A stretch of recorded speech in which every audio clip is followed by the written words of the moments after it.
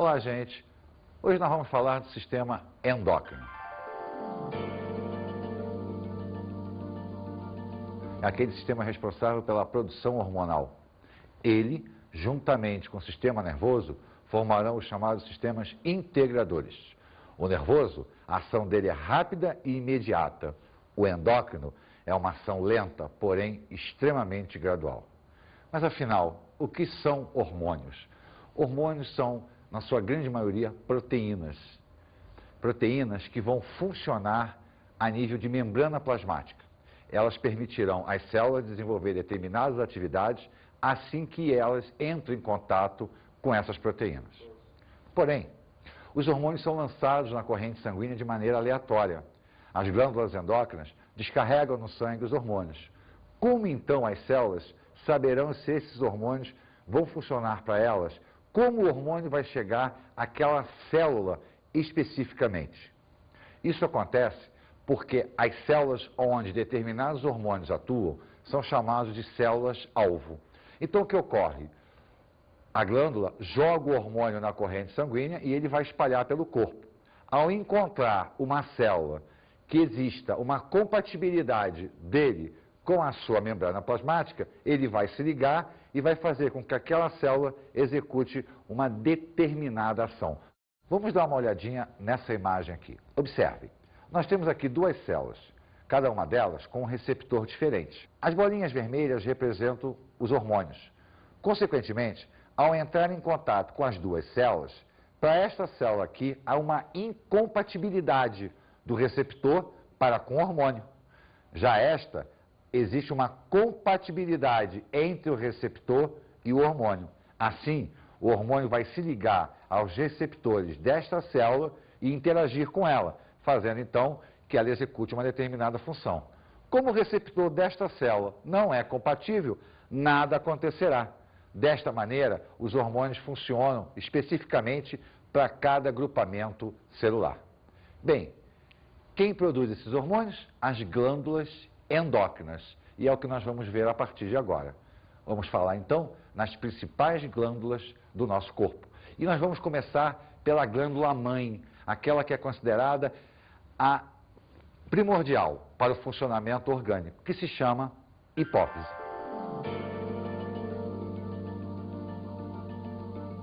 A hipófise, ela está situada numa depressão do nosso crânio chamado de célula túrcica. E ela é composta por duas regiões.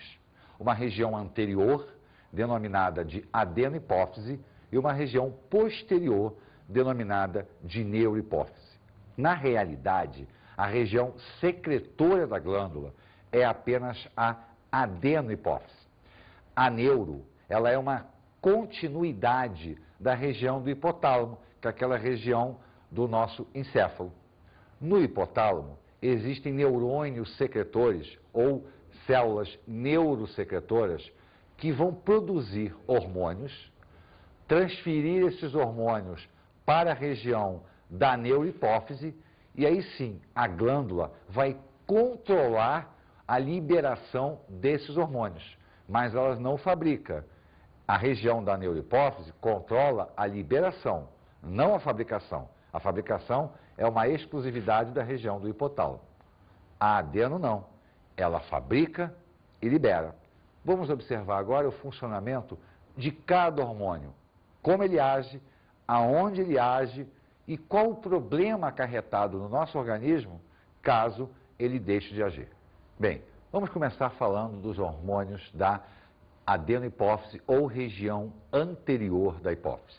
O primeiro hormônio é o GH ou STH, que é o hormônio do crescimento, é o hormônio somatotrófico. Na realidade, o hormônio da hipófise estimula o crescimento generalizado dos tecidos. As células, ao receber esse hormônio, vão se desenvolver, promovendo o nosso crescimento. Acontece que esse hormônio estimula também o fígado a produzir um hormônio chamado de somatomedina, que vai fazer com que os nossos ossos e as nossas cartilagens promovam o crescimento longitudinal. Porém, ele é um hormônio muito importante na infância e na adolescência. Ele permite que a gente atinja a estatura determinada geneticamente. Se porventura nós temos uma baixa produção desse hormônio durante a nossa fase de desenvolvimento na infância, nós não iremos crescer, ocasionando uma doença denominada de nanismo, que a gente conhece a pessoa como uma anã. Se, por outro lado, nós tivermos uma produção exagerada na infância, nós vamos crescer mais do que deveríamos, provocando, então, o gigantismo, onde a pessoa tem uma estatura acima de 2 metros, o que começa a ser um problema de ordem vascular, porque o nosso coração começa a ter uma sobrecarga de trabalho para poder irrigar todas as partes do corpo. Mas esses dois probleminhas acontecem na infância. Tem vezes que nós somos normais, crescemos, paramos de crescer porque existe uma parada por informação genética, mas por uma falha da glândula, por um tumor na hipófise, esse hormônio volta a ser produzido com grande intensidade quando nós já paramos do crescimento.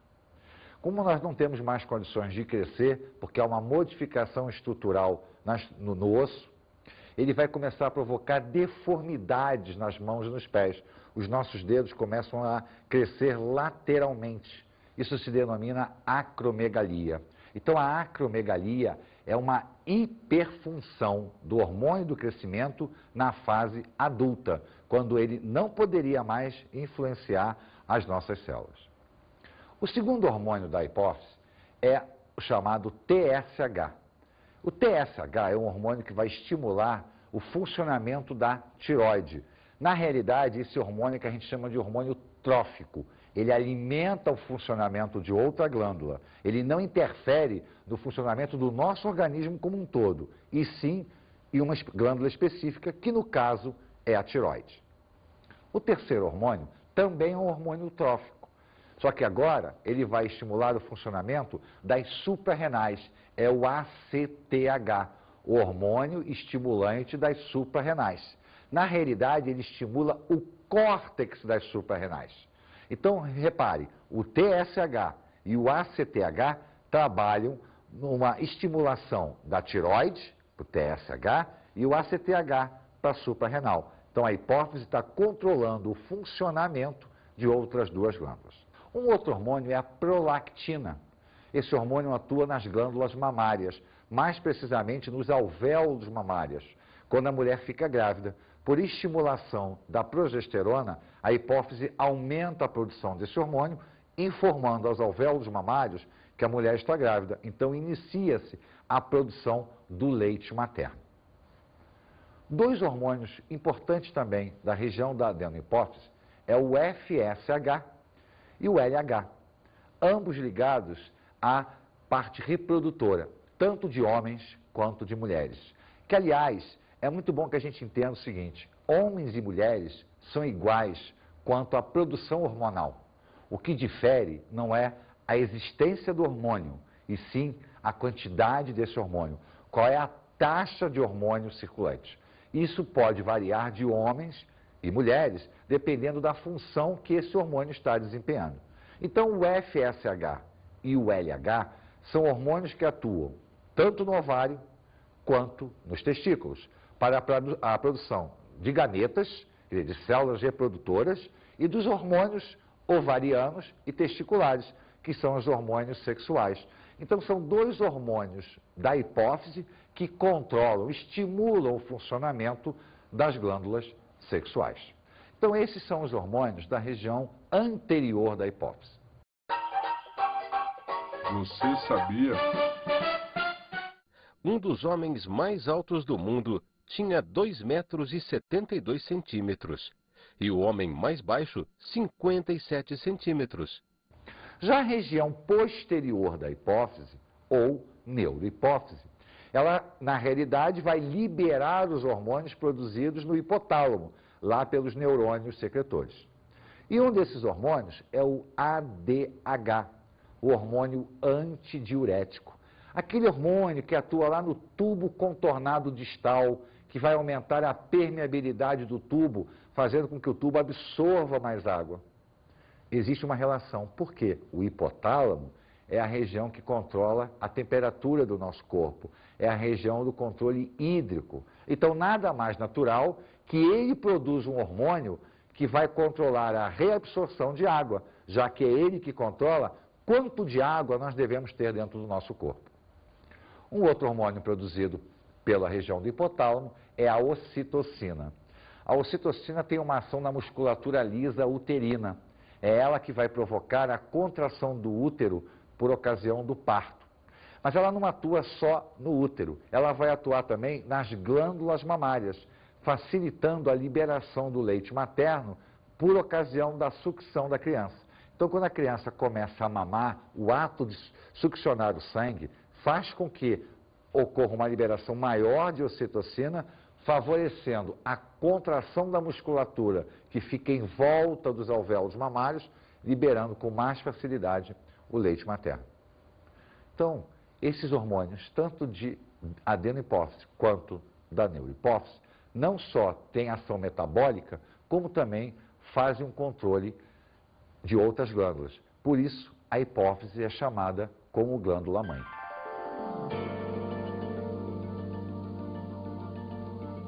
A tireoide é a nossa segunda glândula. Ela é uma glândula situada na região anterior da laringe. Vamos observar aqui o modelo. Ó. Essa região daqui é a região da tireoide. Região da laringe, ela se situa na região anterior da laringe e ela é formada por dois lóbulos secretores e um istmo, uma ponte que liga o lado direito ao lado esquerdo da glândula. Essa glândula produz hormônios metabólicos, hormônios importantes na respiração celular. Acontece que para que ela possa produzir esse hormônio, ela precisa do iodo. O iodo é um componente essencial ao funcionamento da tireoide. Ela possui dois hormônios metabólicos, batizados de T3 e T4. Na realidade, a numeração indica quanto de iodo tem na sua molécula. T3 é a triiodotironina. T4, tetraiodotironina. Sendo que T4 é conhecido também como tiroxina. Então nós temos T3 e T4 funcionando metabolicamente. Mas lembra quando nós falamos da hipófise que havia um hormônio chamado TSH, que era o hormônio estimulante da tireoide. Na realidade, a hipófise trabalha em conjunto com a tireoide. Se os hormônios da tireoide, T3 e T4, estão abaixo do que deveriam na corrente sanguínea, a hipófise percebe isso, libera o TSH e ele vai fazer com que a tireoide produza T3 e T4. Se ao contrário, T3 e T4 estiverem alta na corrente sanguínea, essa alta induz a hipófise a parar de produzir o TSH, porque não há por que ela estimular a tireoide se os hormônios da tireoide estão em alta. Então há um autocontrole entre o TSH e o T3 e T4. T3 e T4 em baixa, TSH em alta. T3 e T4 em alta, TSH em baixa.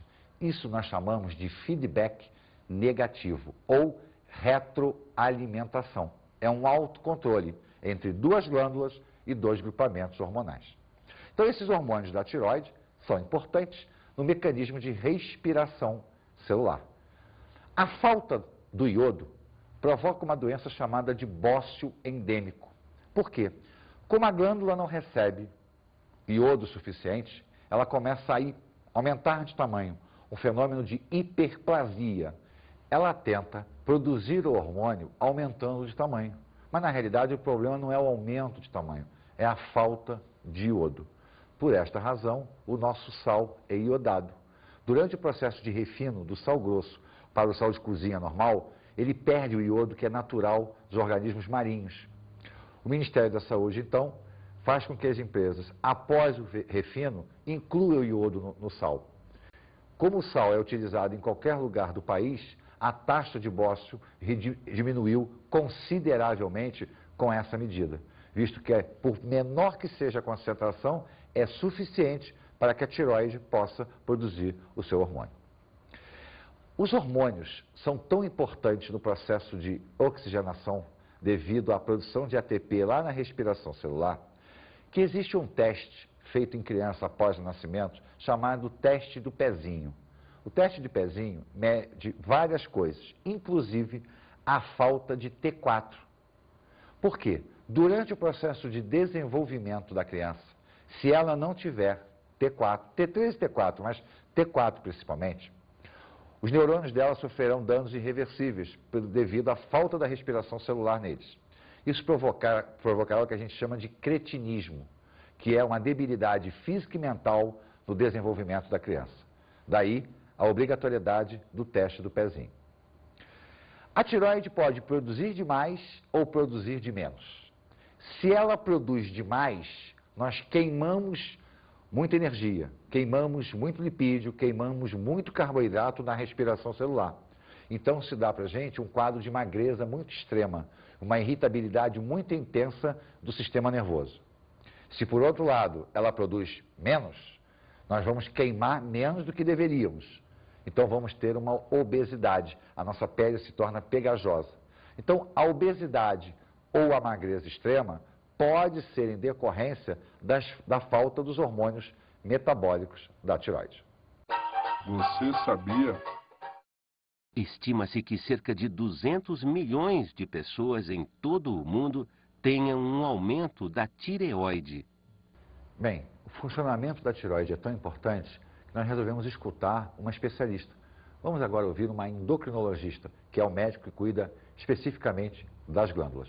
Então, existem várias causas de aumento da tireoide, né? Esse aumento pode ser um aumento difuso, que a gente chama de bócio, né? Ou pode ser um aumento mais localizado, principalmente devido a nódulos tireoidianos. A causa, principalmente desse aumento difuso, né? Existem várias causas, na verdade. Dentre elas, existe a deficiência de iodo, que é uma das mais conhecidas pelas pessoas, né? E que na verdade é bastante rara aqui no nosso meio.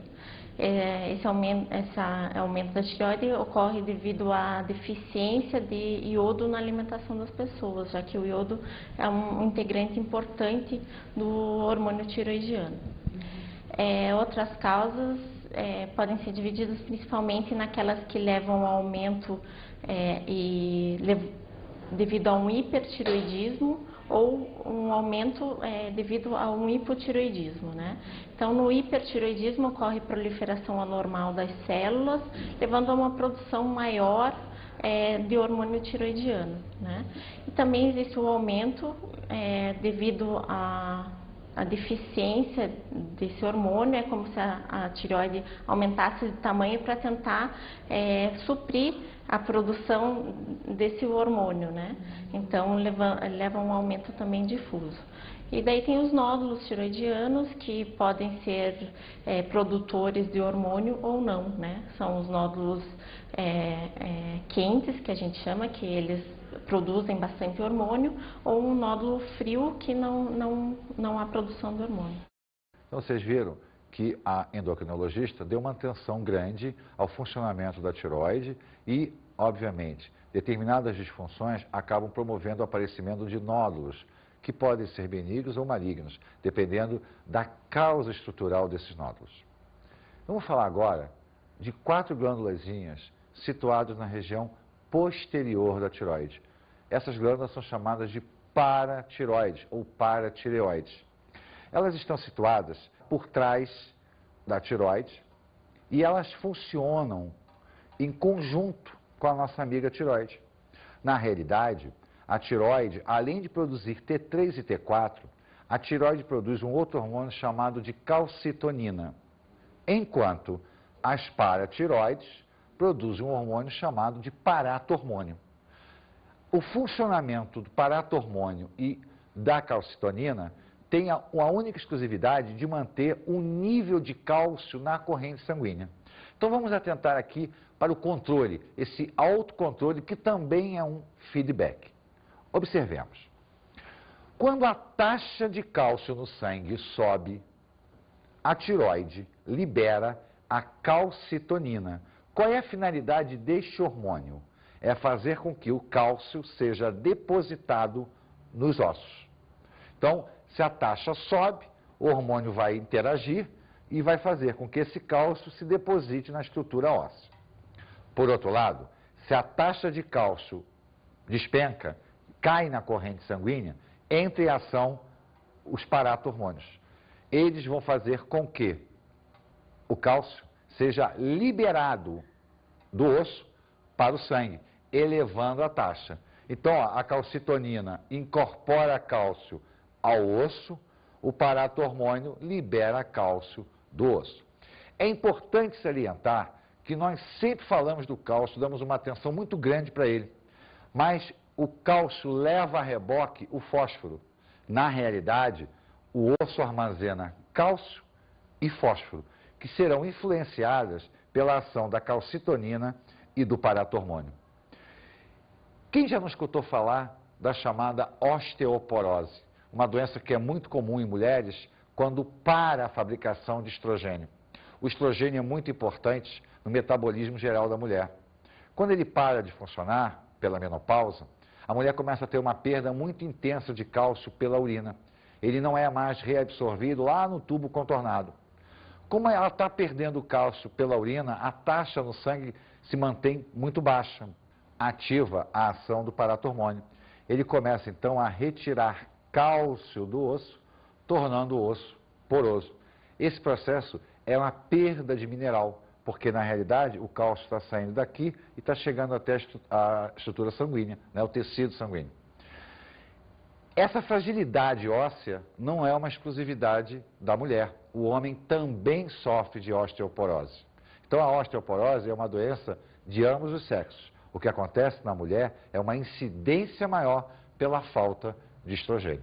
Então o funcionamento da paratiroide depende da tiroide, visto que há uma compatibilidade entre o paratormônio e a calcitonina e o paratormônio.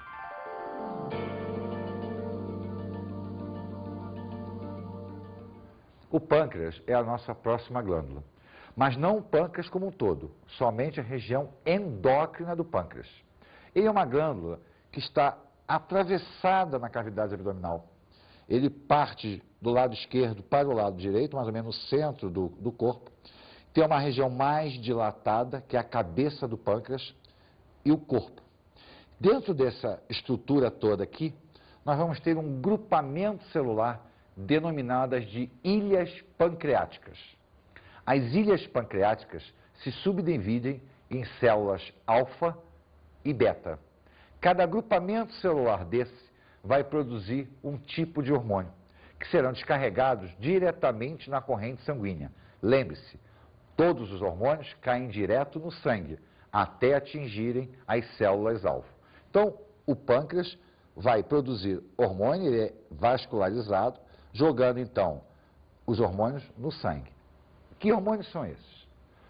As células alfa produzem um hormônio denominado de glucagon. As células beta, um hormônio denominado de insulina. Tanto o glucagon quanto a insulina têm a característica de manter o nível de glicose na corrente sanguínea de forma estável, ou seja, controla a glicemia. Se a taxa de glicose sobe, entra em ação a insulina. Ela aumenta a permeabilidade da membrana plasmática, a glicose sai do sangue, entra nas células e com isso a taxa diminui. Se por outro lado a taxa de glicose no sangue cai, entra em ação o glucagon. Ele vai fazer com que a glicose seja liberada da célula e colocada na corrente sanguínea. Então a taxa vai subir. Então tanto o glucagon quanto a insulina têm a finalidade de controlar o nível de glicose. Porém, quando isto falha, quando esse nosso amigo aqui tem uma queda na produção, nós vamos ter um quadro muito conhecido, principalmente com a queda da produção de insulina, a chamada diabetes mellitus. Então, ele diminui a produção ou simplesmente para por um problema de ordem genética. O nosso sistema imunológico acaba atacando as células produtoras de insulina e com isso elas são destruídas. Como nós não temos mais como produzir insulina, somos obrigados a injetá-la. Por isso nós somos chamados de insulino dependentes. Essa é a diabetes tipo 1. A outra é aquela que a própria idade faz com que aconteça. Ele fica cansado, já está trabalhando há muito tempo. Então a diminuição considerável do hormônio, não a parada, a diminuição, caracterizando o que a gente chama de diabetes tipo 2. Tanto a 2 quanto a 1, que é a forma mais grave, continua sendo um aumento da quantidade de glicose no sangue. Por quê? Por deficiência na produção de insulina. Isso é a diabetes mellitus. Então, o nosso amigo pâncreas está ligado fundamentalmente ao controle da glicemia.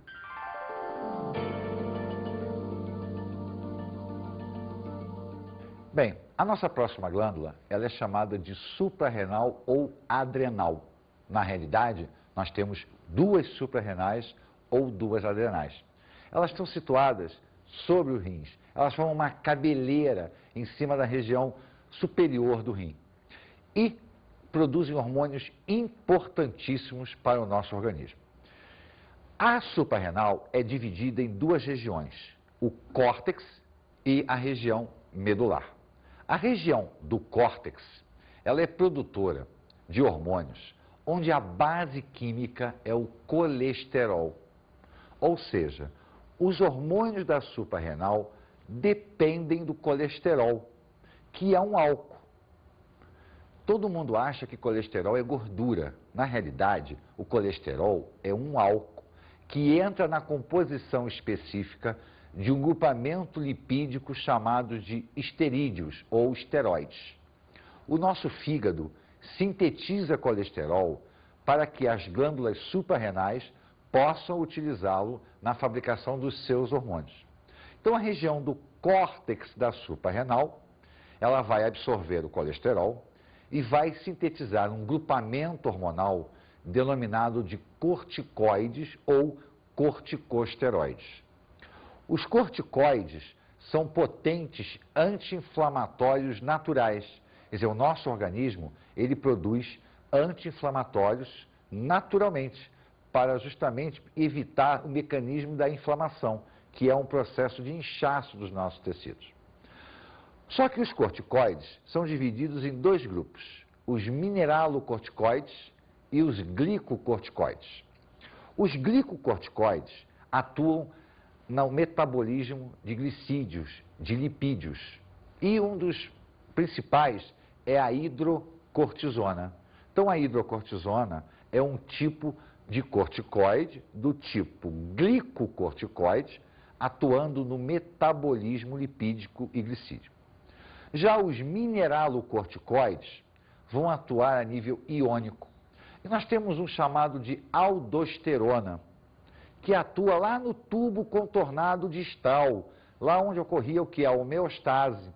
A finalidade dele é aumentar a reabsorção de sódio.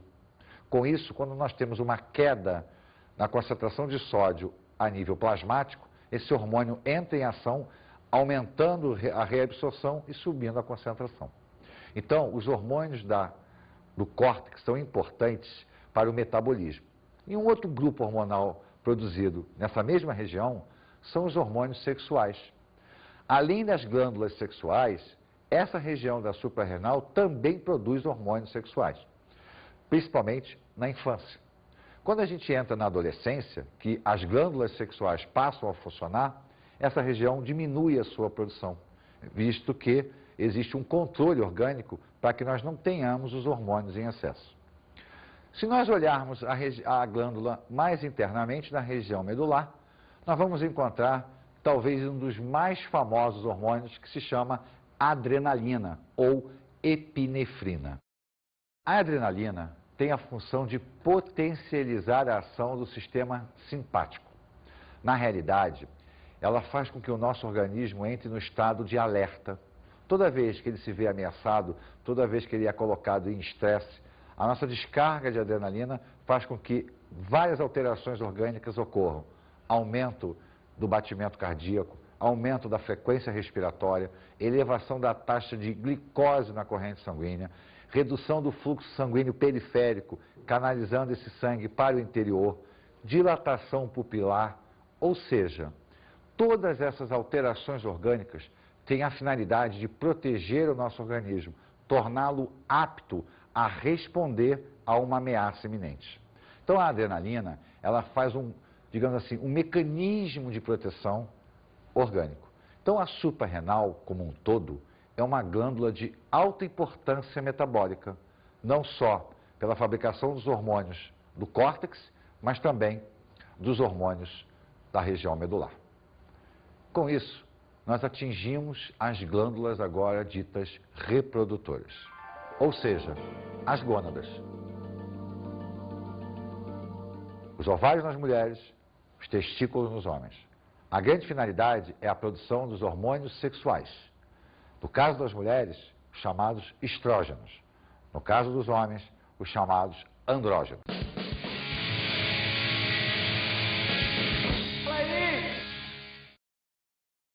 Normalmente, quando o tema é sexo, sempre rola um constrangimento, uma vergonha. Vamos ver como é que essa galera aqui reage ao assunto. Você acha que os jovens estão despertando mais cedo para a sexualidade? Não sei, eu acho que varia bastante. Antigamente também as pessoas casavam tão mais cedo, hoje acho que a coisa é um pouco mais assim, não tão levada de uma forma diferente, assim, com mais pessoas talvez, uma coisa mais livre do que antigamente. O jovem ele tem uma vida sexual, mas não precisa de casamento, então acho que varia muito de pessoa para pessoa também. Eles não estão tendo um parceiro fixo, sabe? Eles estão, um dia ele fica com um, outro dia ele fica com outro. Então isso causa, eu acho assim, a fama da menina fica feia e a doença. Eles esquecem que a AIDS está por aí e doença transmissível também, né? Com certeza, eu acho que hoje o jovem está mais desperto para o sexo, sim, com muito mais gente, com muito mais informação, até por causa da TV, dos meios de comunicação em si. É diferente de antigamente, com certeza, porque tinha um parceiro só, mas não era um parceiro muito escolhido, era aquele casamento arranjado. Então tem vantagem e tem desvantagem. O sexo está muito presente na vida das pessoas, ela só tem que se perguntar se de uma maneira coerente e responsável. Cotidianamente a gente vê em jornais, revistas, dicas de como fazer seguramente, os cuidados todos. Acho que vai de cada um saber escolher o parceiro e estar ciente. Vai um pouquinho da questão cultural, social e dos adolescentes estar com mais hormônios. Bem, como vocês viram, a sexualidade, na realidade, ela é mais uma questão cultural do que propriamente hormonal. Não que os hormônios não estejam envolvidos, mas a conjuntura social hoje favorece esse aumento da sexualidade. Vamos agora às nossas dicas de estudo.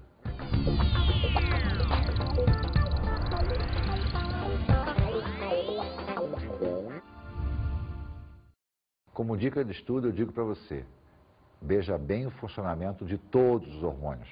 Dê uma atenção à hipófise, à tireoide, paratireoide, suprarrenal, pancreática. O funcionamento hormonal é muito importante para que você possa até entender o equilíbrio do organismo. Nervoso, hormonal. A conjuntura gera a homeostase. Um grande abraço e bons estudos.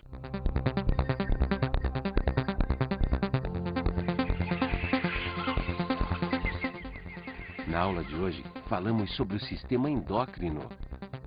Vimos o funcionamento do sistema endócrino. Primeiro, a função hormonal como um todo. Depois, observamos o funcionamento de cada glândula. Falamos da hipófise, da tireoide, da paratireoide, das suprarrenais, do pâncreas e, finalmente, das gônadas. Vimos as funções do pâncreas. Vimos o quanto é importante o controle da glicemia pelos hormônios de origem pancreática. Ou seja, vimos que o sistema endócrino é extremamente importante para a homeostase. Bons estudos!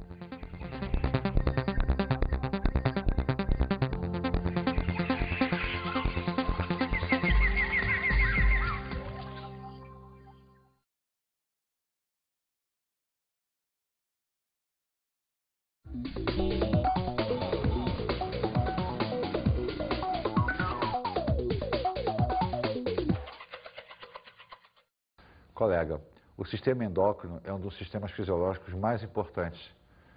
Eu acredito que dar uma atenção especial a todo o funcionamento, glândula por glândula, feedback por feedback, vai fazer com que o aluno tenha uma visão geral do equilíbrio orgânico. Não só, aquele hormônio acontece isso, aquele acontece aquilo, e sim o todo. O todo é muito importante para a área endócrina.